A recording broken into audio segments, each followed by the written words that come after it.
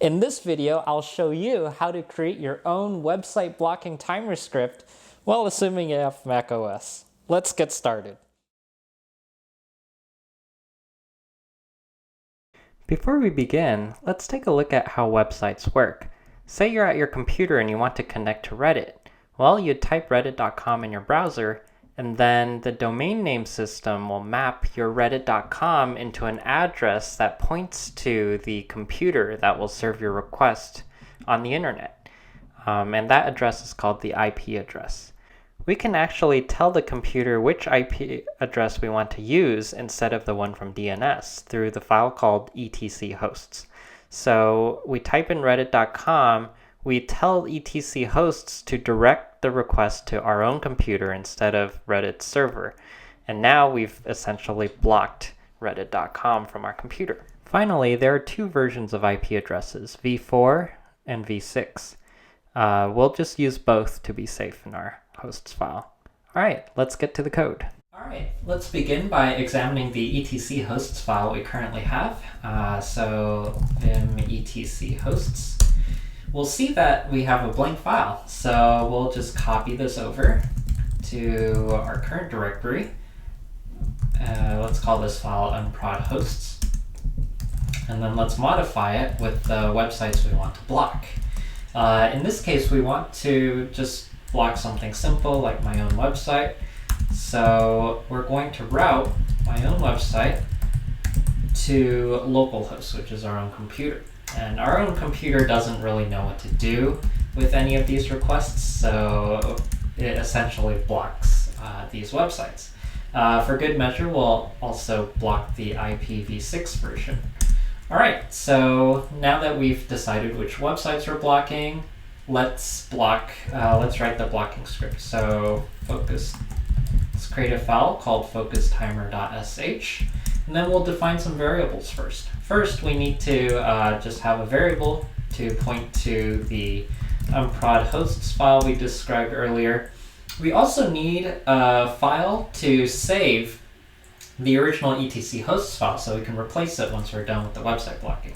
So let's call this real hosts temp, and then we can name this file with a dot prefix to make it a hidden file, our system file. So let's call this real hosts temp. And then finally, we're going to work a lot with etc hosts. Let's make this a variable as well, so that all the locations in our script that mention etc hosts use the same definition. Cool.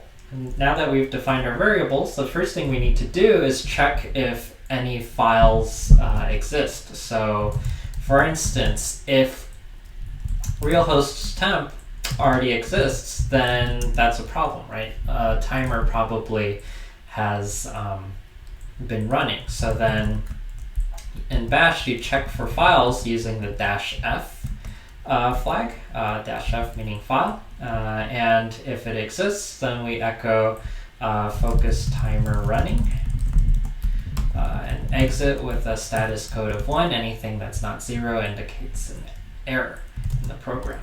Then we should check if the unproductive hosts file exists. If not, then we need the user to define one. So if this unproductive hosts file does not exist, then we echo please provide an unproductive hosts file. And the nice thing is you can use a bash variable in double quotes.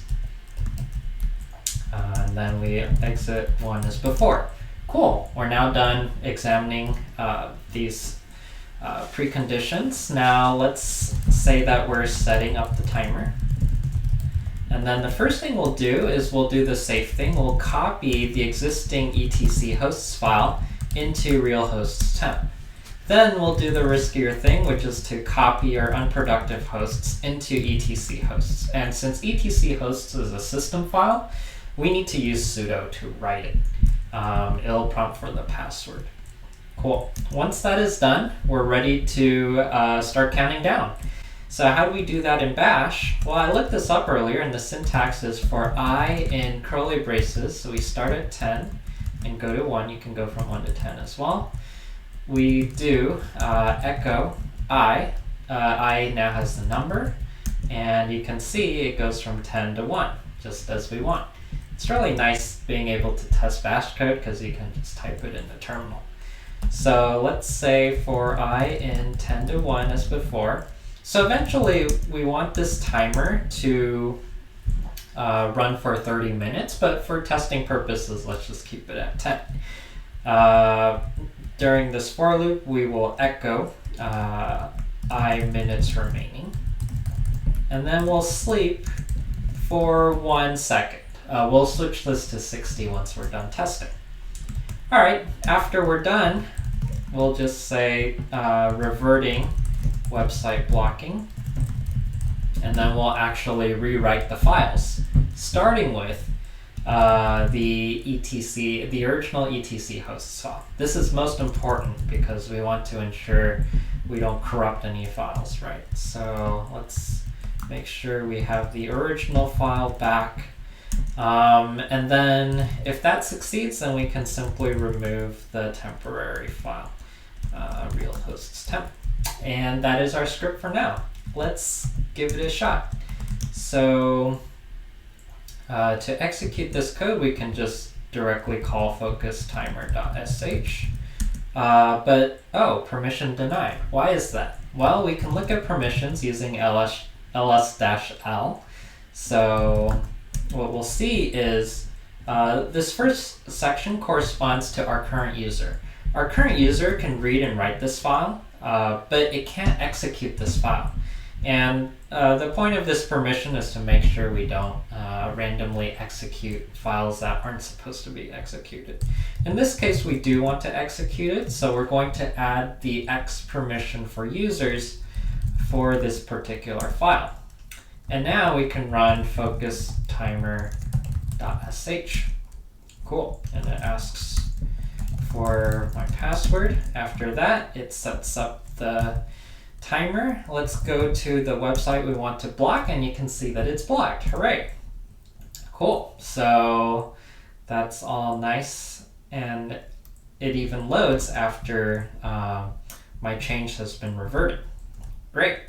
So it looks like it's working. Now, one problem is we print that the timer is done in terminal, but if we're browsing another tab, we really don't know when this timer ends, right? So we need a spectacular ending to this timer. How do we do that? Well, wouldn't it be nice if we could write a notification at the system level, just like a text when your friend sends you a text through messages? Well, I found this this Stack Overflow page saying how can I trigger a notification center notification, and looks nice, looks exactly like what we want. The way to do this is this AppleScript command that we execute in the command line using this OSA script command. So let's copy and paste this into our code. So focus timer.sh. We're going to do this before the sudo step in case the user needs to type in their password again. So let's put the echo first, and then let's say display notification, congratulations, focus timer done. With title, focus timer done. And this notification should play a sound as well. Let's see how to do that. So, we can add a sound name here. So we append sound name to the display notification command. So let's do that, sound name. And then I looked this up earlier, glass is a pretty good sound name to use. All right, so now we have a notification. Let's try this script again. So we do focus timer.sh. It's running. Let's try our website again, and you can see, hey, why does my website work? So our notification worked, but actually one limitation of this timer is if you're on the same tab, you might need to restart your browser. That's the unfortunate thing. So I can show you very briefly how this website blocking works. So I run the script. All right. Since I'm in incognito still, my website loads. Now if I create a regular tab and say blog.dixonsci.com, this doesn't work. So really, for your timer to work repeatedly, you'd need to restart Chrome and open it up again. Now the timer's done. If I open up a normal tab, I should be able to connect to my blog again. So that's one limitation of the timer, but otherwise it works great. I actually do use this from time to time. Cool. Thank you very much for viewing this program, and I hope to catch you in the next video.